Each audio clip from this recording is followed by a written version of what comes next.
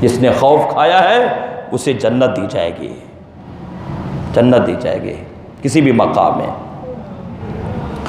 اور تیسری حدیث مبارکہ وان ابی بن کعب قال قال النبی صلی اللہ علیہ وسلم اذا ذهب ثلث اللیل قام فقال یا ایھا الناس اذکروا اللہ جاءت الراجفۃ تتبعها الرادفۃ جاء الموت بما فیہ جاء الموت بما فیہ رواہ الترمذی۔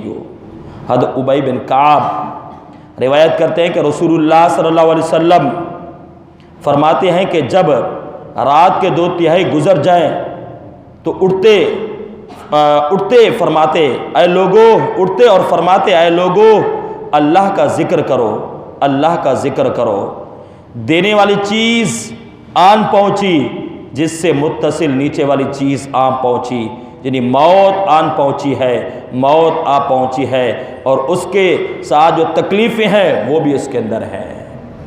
اور یہ حدیث مبارکہ توجہ کا ساتھ سنیے کہ یہ حدیث مبارکہ ہمیں کیا پیغام دے رہی ہے کہ مفسرین کرام فرماتے ہیں کہ سب سے پہلی بات اس حدیث مبارکہ سے 3 مسائل جو ہے ہمیں معلوم ہو رہی ہیں۔ ایک تو یہ مسئلہ ہمیں مل رہا ہے کہ تہجد کی نماز جو ہے 2/3 کے بعد جو 2/3 رات گزر جاتے اس کے بعد اٹھیں گے تو وہ تہجد کی نماز اس وقت آپ پڑھیں گے تو وہ تہجد کی نماز کہلائے گی اس حدیث مبارکہ سے۔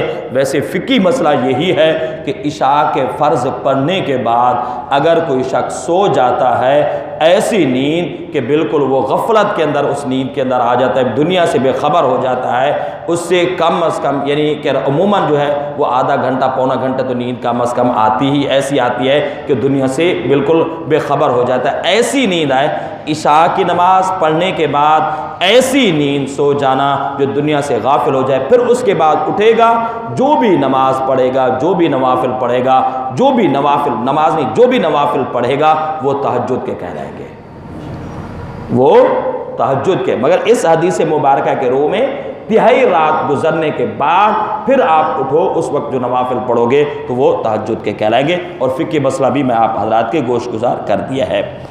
اور دوسرا اس سے مسئلہ یہ ہمیں ملتا ہے کہ اپنے خاص گھر والوں کو اس وقت اٹھانا چاہیے، جگانا چاہیے۔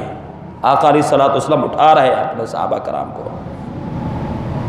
اور تیسری بات ہمیں یہ ملتی ہے کہ اس عبادت کی ترغیب کے لیے انہیں ڈرانا چاہیے، امید دلانا چاہیے، اللہ کی رحمت سے امید دلانا چاہیے کہ تہجد کی نماز اتنی اہم اور ضروری ہے، اہم اور ضروری ہے۔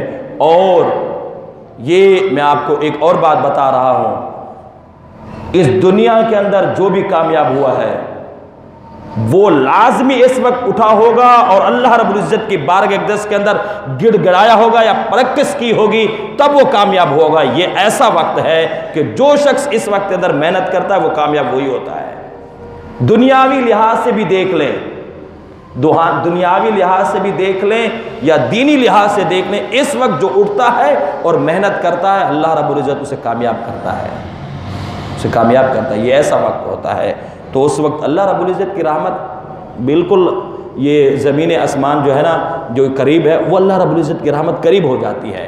پھر جو شخص مانگتا ہے جو مانگتا ہے وہ کامیاب ہو جاتا ہے۔ پھر فرمایا کہ راجفتن سے مراد قیامت کا پہلا نفخہ جو روح پھونکی جائے گی، سور پھونکی جائے گی، اس سے مراد یہی ہے۔ اور اس وقت جو ہے زمین کے اندر جب پہلا سور پھونکا جائے گا تو زلزلہ آ جائے گا، اور رادفہ سے مراد دوسرا، یعنی جب دوسرا سور پھونکا جائے گا مردے جی اٹھیں گے، یعنی وہ قرب قیامت ہوگا، اور تیسری مرتبہ وہ موت آ چکی ہوگی۔ تو خوف کھاؤ کہ موت تمہارے سر کے اوپر کھڑی ہوئی ہے، ہر وقت موت تمہارے سر کے اوپر کھڑی ہوئی ہے، تمہیں جگا رہی ہے۔ اور قبر 70 مرتبہ ہر شخص کو بلاتی ہے، 70 مرتبہ ہر روز۔ ہم بے خوف کیوں ہیں؟ ہم بے خوف کیوں ہو چکے ہیں؟ 70 مرتبہ قبر ہر روز ہمیں پکارتی ہے، ہم غفلت میں پڑے ہوئے ہیں، غفلت میں پڑے ہوئے ہیں۔ کہ دیکھیے مفسرین کرام فرماتے کہ موت ہر شخص کی ایک چھوٹی قیامت ہے، اور بڑی قیامت کی دلیل اس کی تکالیف بیان کرنے سے باہر ہے۔